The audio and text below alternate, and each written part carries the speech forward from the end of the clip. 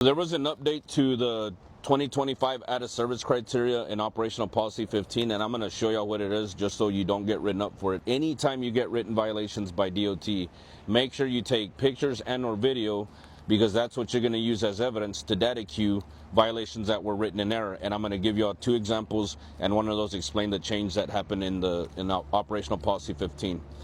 So a common problem for years has been when DOT pulls you over and they find these oil stains on the side of your engine or on your differential, is that they would write you a violation for having an oil leak, and most of the time, because the engine's been running, it looks a little fresh. You would get issued an oil leak violation. They shouldn't have been writing you a violation if there wasn't actually oil leaking onto the ground. One of the changes though was they added the power steering to that section. 2 common places where you'd get power steering fluid leaks.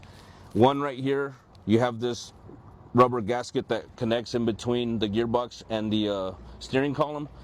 Right here is a common place to have power steering fluid leak, and then also from the actual reservoir itself or from the hose, from either a cracked cap or from a loose hose. They just added power steering. It has to meet the same requirement for the oil leak. So if you don't have actual power steering fluid leaking onto the ground where it's forming drips and dripping during the inspection, they can't write you a violation for it.